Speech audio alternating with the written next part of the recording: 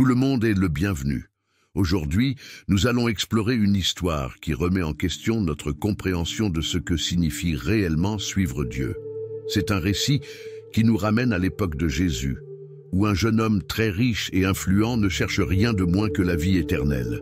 Mais comme vous le verrez, tout n'est pas comme il semble. Ce jeune homme avait tout ce qu'il pouvait désirer, des biens, une position sociale et une vie confortable. Cependant, malgré toute sa richesse, il ressentait un vide, quelque chose que les biens matériels ne pouvaient combler. Il a entendu parler d'un homme qui transformait des vies, guérissait les malades et enseignait avec autorité. Cet homme était Jésus. Intrigué et désireux de trouver des réponses, le jeune homme s'approche de Jésus avec une question que nous nous posons tous à un moment donné. Que dois-je faire pour hériter de la vie éternelle? Cependant, la réponse qu'il reçoit est un appel au sacrifice et à un véritable engagement envers Dieu. Mais le jeune homme sera-t-il prêt à tout renoncer pour suivre le Maître? Rester jusqu'à la fin pour découvrir la décision qu'il a prise et l'impact qu'elle a eu sur sa vie et son héritage. Nous vivons une époque de profonds changements et d'attente en Israël. Les gens vivent sous la domination de l'Empire romain, une force qui contrôle leurs terres, leur économie et même leur liberté. Pour de nombreux Juifs, cette situation représente une oppression constante, un rappel quotidien qu'ils attendent le Messie promis, le libérateur qui viendrait restaurer la gloire d'Israël et établir le royaume de Dieu. Dans ce scénario tendu et plein d'espoir, on retrouve le jeune homme riche. Ce n'est pas un homme ordinaire, mais un citoyen privilégié, né dans une famille qui a accumulé des biens et des terres au fil des années. Il a grandi dans la richesse, recevant la meilleure éducation et respecté par la communauté. Beaucoup le considéraient comme quelqu'un de béni par Dieu, car ils croyaient que les richesses étaient des signes de faveur divine. Cependant, le jeune homme sentait qu'il manquait quelque chose dans sa vie. Il a suivi les commandements et a cherché à obéir aux lois de Moïse dès son enfance. Il faisait tout ce que la société religieuse attendait de lui, mais il y avait encore un vide, le sentiment que le véritable sens de la vie dépassait ce qu'il possédait ou faisait. Il commençait à se rendre compte que la richesse, même si elle lui procurait sécurité et statut, ne répondait pas aux aspirations de son âme. C'est alors qu'il entend parler de Jésus de Nazareth, un enseignant qui non seulement enseignait le royaume de Dieu, mais qui guérissait aussi les malades, accueillait les marginalisés et parlait avec une autorité que personne n'avait jamais entendue. Les paroles de Jésus étaient comme une brise rafraîchissante au milieu de la rigidité des religieux de l'époque, apportant l'espoir et provoquant la transformation. Intrigué et déterminé à chercher des réponses, le jeune homme riche décide de rencontrer Jésus pour découvrir ce qui manque dans sa vie. Lorsqu'il s'approche enfin de Jésus, la foule autour de lui le regarde avec curiosité. Beaucoup connaissent la réputation du jeune homme, mais personne ne sait ce qu'il s'apprête à demander. Il s'agenouille devant Jésus, en signe de respect et de reconnaissance, et pose la question qui le tourmente. « Maître, que dois-je faire pour hériter de la vie éternelle ?» Le regard de Jésus était à la fois pénétrant et accueillant, un regard qui semblait lire dans l'âme du jeune homme riche, et en entendant sa question, Jésus répond calmement. Pourquoi m'interroges-tu sur ce qui est bon? Il n'y en a qu'un qui est bon. Mais si tu veux entrer dans la vie, observe les commandements. La réponse, à première vue, semblait simple, mais le jeune homme voulait être prudent. Il voulait s'assurer qu'il n'oubliait rien. Avec curiosité et peut-être un peu d'anxiété, il demande à nouveau « Quel commandement ?» Jésus commence par énumérer ceux qui sont à la base de la loi, bien connus de tous les Juifs. Tu ne tueras pas, tu ne commettras pas d'adultère, tu ne voleras pas, tu ne porteras pas de faux témoignages. Honore ton père et ta mère, et tu aimeras ton prochain comme toi-même. Le jeune homme écoute attentivement et éprouve un mélange de soulagement et de fierté. Il a toujours eu un sens aigu de la justice et un engagement envers la loi. Dès sa jeunesse, il s'était forcé d'obéir à ses commandements, croyant que respecter la loi était le chemin vers l'approbation divine. Il déclare alors avec conviction « J'obéis à tout cela depuis ma jeunesse ». Que me manque-t-il encore? Cette question, même si elle exprimait son désir sincère de chercher quelque chose de plus profond, révélait également une recherche de validation. Le jeune homme attendait que Jésus confirme sa trajectoire et dise qu'il était sur le bon chemin. Mais au lieu de cela, Jésus s'arrête et l'observe, comme s'il sondait les profondeurs de son cœur. D'une voix ferme mais compatissante, Jésus répond: « Si tu veux être parfait, va, vends tout ce que tu as et donne-le aux pauvres, et tu auras un trésor dans le ciel. Alors viens et suis-moi. » Ces mots résonnèrent comme le tonnerre aux oreilles du jeune homme. La proposition de Jésus était claire et directe: abandonner toutes ses richesses, distribuer ses biens aux pauvres, abandonner tout ce qu'il possédait et suivre le Maître. La richesse, qu'il considérait comme une bénédiction et un signe de la faveur divine, était désormais présentée comme un fardeau qu'il devait laisser derrière lui. Il n'aurait jamais imaginé que la recherche de la vie éternelle exigerait un sacrifice aussi radical. Le jeune homme commence à se remettre en question. Abandonner toutes vos richesses, répartir vos actifs. Il imaginait suivre le Maître, peut-être devenir un disciple respecté tout en conservant sa richesse, son statut et sa position dans la société. Cependant, la proposition de Jésus se confronte directement à ce qu'il valorise le plus. Avec cette invitation, Jésus expose l'attachement du jeune homme à ses biens matériels, montrant que, malgré son désir de faire le bien, il était toujours attaché au confort et à la sécurité que lui procurait la richesse. Il commence à peser le pour et le contre. Rappelez-vous combien la richesse garantissait votre position sociale, le respect des gens, votre indépendance financière et surtout une vie de sécurité et de confort. Et s'il abandonnait vraiment tout, il serait méprisé, perdrait son prestige et ne retrouverait peut-être plus jamais les mêmes opportunités. Il se demande par ailleurs si cette démission était réellement nécessaire. Après tout, il suivait déjà la loi et cherchait à être un bon juif. Tandis que ses pensées tourbillonnaient, le jeune homme regardait autour de lui. Il vit la foule qui suivait Jésus, composée pour la plupart de simples pêcheurs, de simples ouvriers, d'hommes et de femmes qui n'avaient que leur foi. Serait-il capable de vivre ainsi, sans le luxe auquel vous étiez habitués? L'angoisse dans son cœur augmenta, car il savait que c'était une décision définitive. L'espace d'un instant, il se demanda, et si c'était une preuve? Et si Jésus testait simplement sa dévotion et qu'en fin de compte, il n'avait pas vraiment besoin de tout abandonner? Mais en regardant à nouveau Jésus, le jeune homme se rend compte que le Maître parlait sincèrement. C'était une véritable invitation, une chance de suivre le Messie comme peu de gens le pouvaient. Le jeune homme sentit le poids du choix dans son cœur. Il voulait plaire à Dieu et rechercher la vie éternelle, mais il n'était pas prêt à renoncer à ce qui le définissait dans la société. Leurs richesses étaient plus que des biens matériels. Ils étaient le symbole de son identité et de sa sécurité. Y renoncer, c'était presque comme perdre une partie de soi. Et vous, que feriez-vous à sa place? Seriez-vous prêt à abandonner ce que vous aimez le plus pour une plus grande promesse? Seriez-vous capable de laisser derrière vous tout ce qui vous donne de la sécurité pour suivre le chemin que Dieu a pour vous? Face à cette décision cruciale, le jeune homme hésite. Ce n'était pas une mauvaise personne, mais il était lié par les chaînes de sa propre vie confortable. Et face à ce dilemme, il se rend compte que suivre Jésus, c'est plus que simplement obéir aux règles, c'est un engagement à un abandon total, un acte de foi qui exige plus que ce qu'il était prêt à donner à ce moment-là. Le silence reste dans l'air après la réponse de Jésus. Le jeune homme riche, jusque-là si déterminé et confiant, semble désormais perdu. Il se rend compte que le choix qui s'offre à lui ne concerne pas seulement les possessions matérielles. C'est une décision qui touche au cœur de qui il est et de qui il veut devenir. Pendant quelques instants, le jeune homme hésite, comme s'il cherchait une issue, un moyen de concilier son désir de vie éternelle et son attachement aux richesses. Cette indécision ne passe cependant pas inaperçue.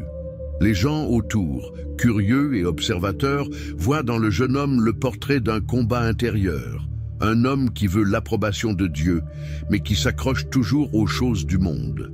À ce moment-là, le jeune homme commence à comprendre ce que Jésus voulait vraiment dire. Il se rend compte que son cœur est divisé. La richesse qu'il considérait comme une bénédiction apparaît désormais comme un obstacle qui l'empêche de faire un véritable pas vers Dieu.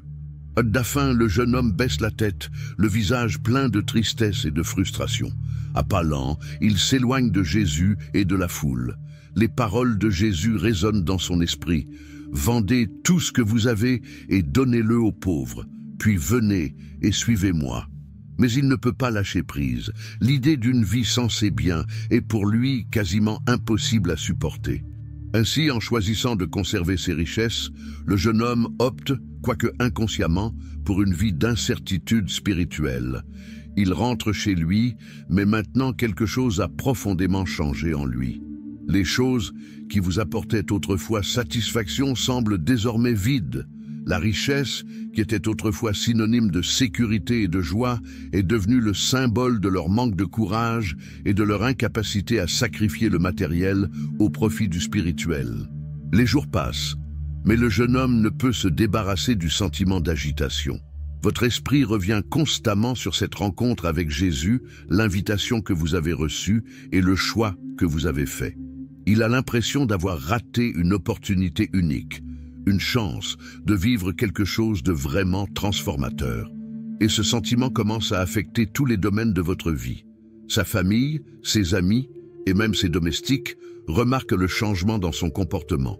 Le jeune homme est plus solitaire, moins confiant, comme si une ombre s'était logée dans son cœur.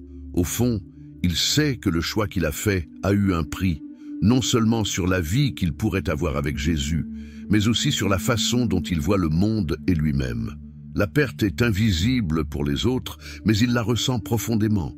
Cette paix qu'il recherchait tant semble maintenant encore plus lointaine, et il se retrouve à remettre en question la vraie valeur de tout ce qu'il possède. Certaines nuits, il se réveille brusquement, envahi par une angoisse qu'il ne parvient pas à expliquer.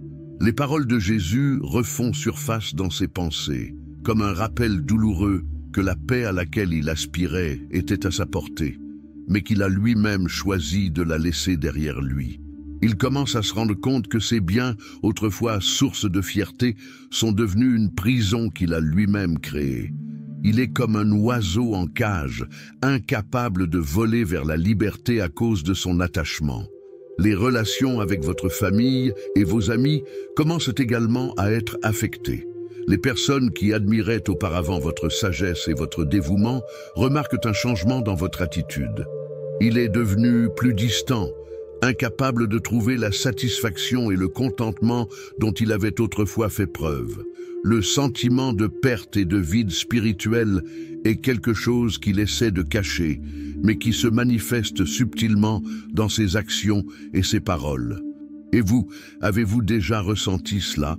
Avez-vous déjà pris une décision qui, à l'époque, semblait la plus sûre, mais qui a ensuite suscité des regrets et de l'angoisse ? Dans le cas du jeune homme riche, ce choix n'était pas seulement une question de richesse, mais aussi la volonté de donner sa vie pour quelque chose de plus grand, d'éternel. C'est une invitation que beaucoup d'entre nous ont également reçue, mais que nous ne sommes pas tous prêts à accepter. Au fil du temps, le jeune homme se rend compte que sa décision a non seulement affecté sa relation avec Jésus, mais aussi sa compréhension de ce que sont le vrai bonheur et le véritable but. Il commence à se demander si la richesse et le statut peuvent réellement lui offrir la vie épanouissante qu'il recherche si désespérément. Sa vision du monde commence à se fragmenter et il sent qu'en choisissant ses biens, il a perdu quelque chose de plus précieux, la possibilité d'une relation authentique avec Dieu qui va au-delà des biens et de la reconnaissance sociale. Le temps passe, mais le jeune homme riche ne peut effacer de sa mémoire cette rencontre avec Jésus. Chaque mot, chaque regard semble avoir été gravé dans son esprit comme un rappel constant de la décision qu'il a prise. Le poids du regret commence à grandir en lui, et peu importe à quel point il essaie de se concentrer sur les tâches et les distractions de la vie quotidienne, rien ne semble apaiser l'inconfort de son âme. Un après-midi, il décide de visiter le temple à la recherche de réponses. Il espère que peut-être, en participant aux rituels et aux prières, Il trouvera un moyen de ressentir à nouveau cette paix qui l'accompagnait autrefois. Cependant, en entrant dans le temple et en voyant d'autres hommes pieux prier et faire leurs offrandes, il se sent encore plus vide. Dans votre cœur, vous savez que vous essayez de combler un vide spirituel que les cérémonies extérieures ne peuvent combler. Lors de cette visite, il rencontre un ami, un homme âgé connu pour son dévouement. Le remarquant, son ami lui demande si quelque chose lui fait mal. Le jeune homme hésite, car il a honte d'admettre son dilemme. Mais au bout d'un moment, il raconte sa rencontre avec Jésus et la décision qu'il a prise.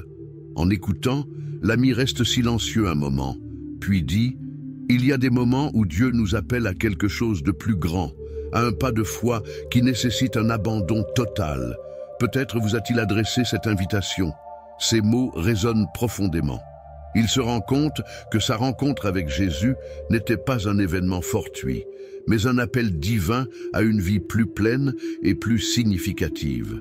L'idée que Dieu l'a choisi dans un but précis le remplit d'un mélange d'espoir et de douleur, alors qu'il réalise maintenant ce qu'il a perdu.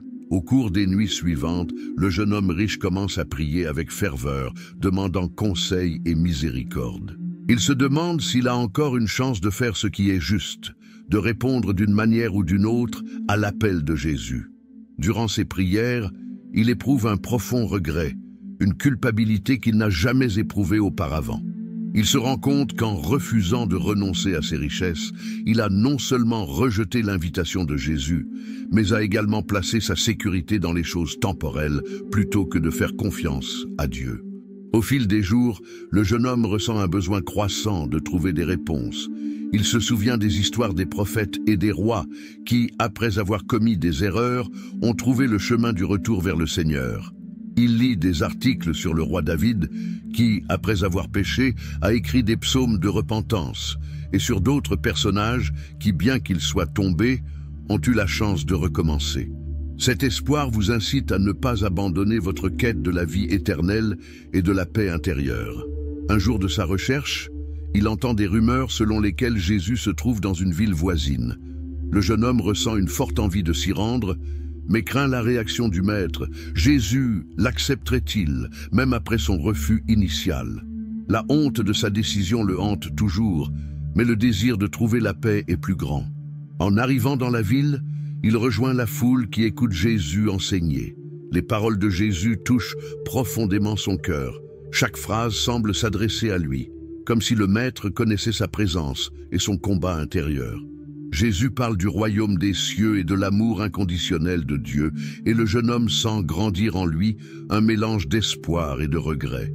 Il désire profondément s'approcher et parler à Jésus, mais la foule et sa propre peur l'en empêchent. C'est alors qu'il se souvient des paroles du prophète Isaïe, qui parlait du Dieu qui pardonne et restaure même les cœurs les plus brisés. Dans un moment de profonde réflexion, le jeune homme se rend compte que peut-être, même s'il a échoué, il a encore une chance de recommencer. Mais cela nécessitera une transformation intérieure, une volonté d'abandonner vos richesses et votre dépendance à leur égard, non seulement comme un geste extérieur, mais comme un véritable acte de foi. Et vous, avez-vous déjà vécu un moment où vous avez regretté une décision et avez dû trouver la force de recommencer? Selon vous, que devrait faire le jeune homme maintenant? Le jeune homme rentre chez lui avec une nouvelle perspective. Il comprend que la véritable repentance n'est pas seulement un sentiment de tristesse ou de culpabilité, mais un changement d'avis et d'attitude. Il réalise qu'il a besoin de transformer son cœur et sa relation avec les choses matérielles. Il sait qu'il doit apprendre à considérer ses richesses non pas comme un refuge, mais comme un outil pour aider les autres et ainsi vivre selon l'appel que Jésus lui a lancé. Dans les semaines qui suivent, il commence à se consacrer à l'étude des Écritures et à aller au temple avec une nouvelle disposition. Dans ces moments de prière, il demande à Dieu de l'aider à se détacher des choses matérielles et à trouver la vraie joie de le servir et de servir les autres. L'idée de vendre ses biens et de faire un don aux pauvres, ce qui semblait auparavant insupportable, commence à prendre du sens. Il commence à comprendre que la vie éternelle qu'il recherche n'est pas quelque chose qui peut être acheté ou obtenu, mais un don de Dieu qui nécessite un dévouement sincère du cœur. Au fil du temps, le jeune homme sent son cœur s'adoucir, comme si le fardeau de son choix initial était remplacé par une nouvelle légèreté. Il lutte encore contre ses doutes et ses peurs, mais il ressent désormais un désir sincère de se rapprocher de Dieu et de rechercher la paix que lui seul peut offrir. Après des semaines de profonde réflexion et de regrets, le jeune homme riche commence à ressentir encore plus intensément le poids de ses choix. Il se rend compte que sa décision de ne pas suivre l'invitation de Jésus a entraîné non seulement un vide spirituel, mais aussi des conséquences pratiques qui résonnent dans sa vie et dans ses relations avec les autres. Bien qu'il ait trouvé un certain réconfort dans ses prières, il sent que quelque chose d'essentiel n'est toujours pas à sa place. Malgré tous ses efforts, il ne peut plus se contenter de sa richesse de la même manière. Les biens qui vous rendaient autrefois si fiers semblent désormais être les ombres d'eux-mêmes.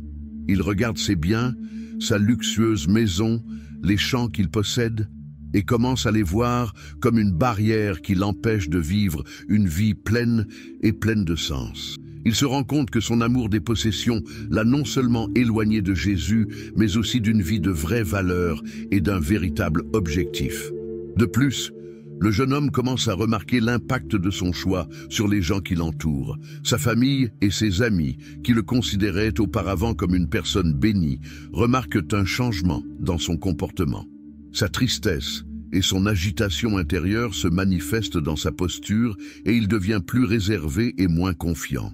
La joie qu'il partageait avec les autres est désormais remplacée par une lourde introspection et une inquiétude constante sur le sens de son existence. Au fil du temps, le jeune homme se rend également compte que sa décision a affecté la façon dont il est perçu par la communauté. Bien qu'il continue d'être respecté en tant qu'homme riche et influent, il commence à se demander comment il aurait pu utiliser sa richesse avec plus de compassion, en aidant ceux qui en ont besoin et en soutenant ceux qui en ont vraiment besoin. Il voit les pauvres dans les rues, les personnes en difficulté, et il éprouve un profond regret de ne pas avoir suivi les conseils de Jésus et partagé ce qu'il avait avec les autres. Pour certains, il reste encore le jeune homme privilégié, entouré de biens et de possessions. Mais à l'intérieur, il a l'impression de vivre une vie incomplète, piégé par les conséquences d'un choix qui l'a éloigné de son objectif le plus élevé. Ce sentiment de jugement et de perte de tranquillité d'esprit vous consume lentement. Chaque jour, il combat le sentiment d'avoir raté l'opportunité de vivre d'une manière vraiment significative, aux côtés du maître qui pourrait lui enseigner la vraie valeur de la vie. Et vous êtes-vous déjà demandé à quoi ressemblerait votre vie si vous aviez pris une décision différente à un moment important? Le jeune homme commence à comprendre que le vrai jugement n'est pas seulement externe, mais aussi interne. Il estime qu'en refusant l'appel de Jésus, il a été condamné à vivre avec le fardeau de son choix, sans la liberté qu'il désirait. Ses richesses, autrefois symboles de réussite et de réussite, sont devenues un rappel constant de son échec spirituel. Il a l'impression d'avoir perdu quelque chose de précieux et d'irréparable, quelque chose qu'aucune somme d'argent ne pourrait acheter. Au fil des mois, il décide de tenter une nouvelle approche. Il commence à donner une partie de ses biens à ceux qui en ont besoin, dans l'espoir que cela le rapprochera du but qu'il a ressenti en se tenant devant Jésus. Il se rend cependant compte que ces dons, bien qu'utiles, ne remplacent pas la décision qu'il n'a pas prise ce jour-là. Sa générosité est désormais davantage motivée par la culpabilité que par le véritable amour, et il se sent piégé dans un cycle de regrets qui semble sans fin. De plus en plus, les jeunes comprennent que leurs choix affectent non seulement leur vie, mais aussi l'impact qu'ils auraient pu avoir sur le monde qui les entoure. Il comprend que les conséquences de sa décision s'étendent au-delà de lui-même, atteignant des personnes qui auraient pu bénéficier de son dévouement au dessein de Dieu. Il se considère comme un homme qui a échoué dans sa mission, un homme qui aurait pu suivre un chemin de compassion et de service, mais qui a choisi la sécurité matérielle plutôt que la foi. Il continue à fréquenter le temple et à participer aux rituels, mais il ressent désormais une sorte de barrière entre lui et Dieu, comme si ses richesses l'éloignaient encore de la véritable communion. Il se rend compte que le repentir n'est que la première étape, mais que sans un changement complet d'avis, il continuera à vivre avec les conséquences de sa décision. La richesse qu'il a accumulée, au lieu de lui apporter la sécurité, est devenue une sorte de poids qui le sépare d'une vie pleine et authentique. Cependant, il sait qu'il est encore temps de transformer sa vie. Il sent que Dieu est toujours présent, attendant qu'il ouvre enfin son cœur et laisse derrière lui son attachement aux choses matérielles. Mais cette transformation nécessitera plus qu'il ne l'imaginait, un acte de foi et de courage qui dépasse le superficiel. Il sait que pour trouver la paix, il doit abandonner son amour des richesses et suivre l'appel divin, mais l'incertitude et la peur le retiennent encore. Au fil du temps, il se rend compte que le jugement auquel il est confronté ne vient pas seulement de Dieu, mais aussi de sa propre conscience. Il commence à comprendre que la véritable conséquence de son choix est de vivre une vie incomplète, sans le but et la joie que Jésus lui a offert. Et tandis qu'il poursuit son voyage, le jeune homme riche porte avec lui le souvenir d'une décision qui l'a marqué à jamais, un choix qui l'a séparé d'un chemin de vraie paix et de bonheur. Le jeune homme riche continue sa vie, portant le poids de sa décision et des conséquences qui en découlent. Il cherchait toujours un moyen d'atténuer le vide qu'il ressentait, voulant, d'une manière ou d'une autre, expérimenter la paix que Jésus lui avait offerte. Cependant, au fil du temps, il a commencé à se rendre compte que ses actions extérieures, telles que les dons et les actes de charité, ne remplissaient pas l'espace réservé à une véritable transformation du cœur. Par un après-midi silencieux, alors qu'il méditait sur ses choix, une nouvelle compréhension commença à poindre en lui. Le jeune homme a réalisé que la véritable repentance n'était pas seulement un sentiment de tristesse ou de remords, mais un changement intérieur qui l'obligeait à donner entièrement son cœur à Dieu. À ce moment-là, il comprit que sa première erreur avait été de placer sa confiance dans les richesses au lieu de faire pleinement confiance à l'amour et à la provision de Dieu. Déterminé à chercher un chemin vers la rédemption, le jeune homme commence à faire quelque chose qu'il n'avait jamais fait auparavant. Il s'ouvre complètement devant Dieu dans la prière, confessant ses peurs, ses faiblesses et son attachement au matériel.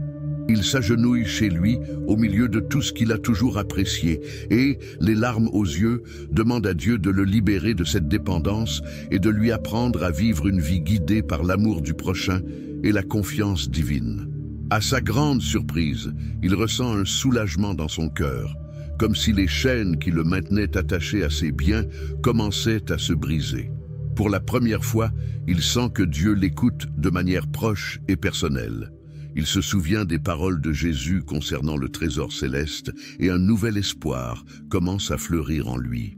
La richesse, qu'il considérait auparavant comme son plus grand atout, semble désormais petite et insignifiante comparée à la possibilité d'une véritable communion avec Dieu.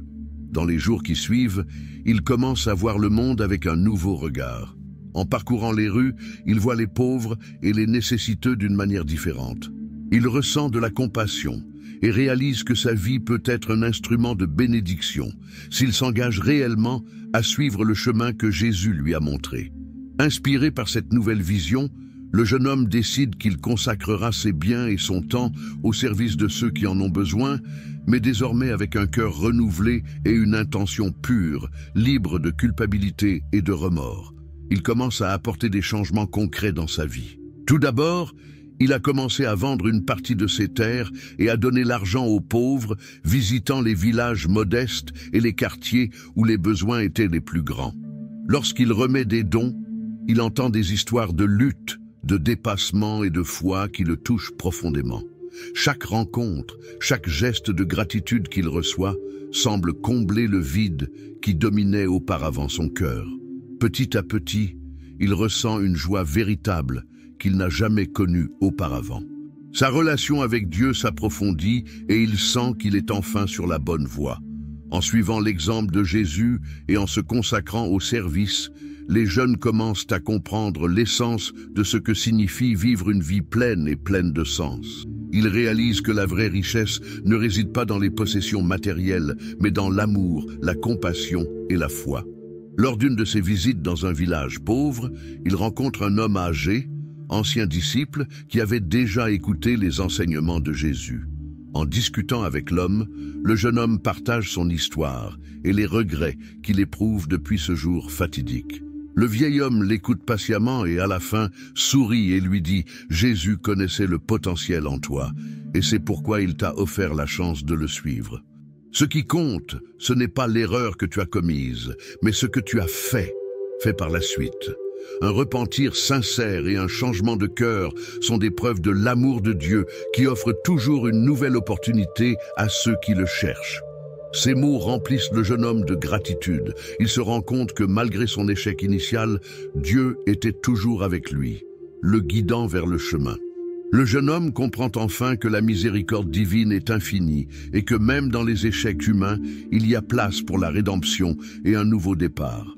Il se rend compte que Dieu ne l'a pas abandonné, mais qu'il l'a accueilli à bras ouverts, lui offrant la chance de vivre une vie pleine de sens. Et vous, avez-vous trouvé une seconde chance dans votre vie? Avez-vous ressenti le contact de la grâce divine dans un moment de repentir? Au fil du temps, le jeune homme se fait connaître pour sa générosité et sa compassion. Il devient respecté non seulement pour sa richesse, mais aussi pour l'impact positif qu'il a sur la vie des gens. Son influence s'étend à toute la région et nombreux sont ceux qui sont touchés par la transformation qu'il a vécue. Il partage avec les autres l'importance de faire confiance à Dieu et de ne pas s'attacher à ce qui est éphémère, inspirant ainsi ceux qui l'entourent à poursuivre une vie de foi et d'amour. Cette expérience transforme non seulement le jeune, mais aussi tous ceux qui le connaissent. Il devient un exemple vivant de la puissance de la miséricorde et de la rédemption. Et les gens voient dans son histoire un reflet de la bonté de Dieu, qui accueille toujours ceux qui se repentent du fond du cœur. Dans chaque action, dans chaque geste de bonté, il se sent plus proche de Dieu et de la paix qu'il recherche depuis si longtemps. Au fil des années, le jeune homme riche est devenu une figure connue et admirée pour sa générosité et sa compassion. Sa transformation a été si profonde que beaucoup de ceux qui l'ont connu auparavant avaient du mal à croire qu'il était le même homme. Il n'était plus le jeune homme obsédé par ses biens. Maintenant, c'était un homme dont la richesse servait uniquement à aider les autres. Sa vie est devenue un témoignage vivant de la façon dont Dieu peut transformer même le cœur le plus attaché aux choses du monde. L'histoire de ce jeune homme, qui a commencé par une rencontre frustrante et des regrets douloureux, est désormais une source d'inspiration pour d'autres. Il était souvent recherché par des personnes en quête de conseils spirituels, des personnes qui luttaient également contre leurs propres attachements et insécurités. Il les a reçus avec patience et a écouté leurs histoires avec empathie. Dans ces conversations, il mettait toujours un point d'honneur à rappeler que les possessions matérielles étaient éphémères et que la vraie richesse résidait dans la relation avec Dieu et dans l'amour des autres. Dans ses réflexions, il s'est souvenu des paroles de Jésus sur le trésor du ciel. Il s'est rendu compte qu'en se consacrant aux autres, il investissait dans quelque chose d'éternel, quelque chose qui ne pouvait être volé ou corrodé par le temps. Il comprenait maintenant que la vie pleine et pleine de sens qu'il recherchait ne consistait pas à accumuler des biens, mais à vivre selon la volonté de Dieu.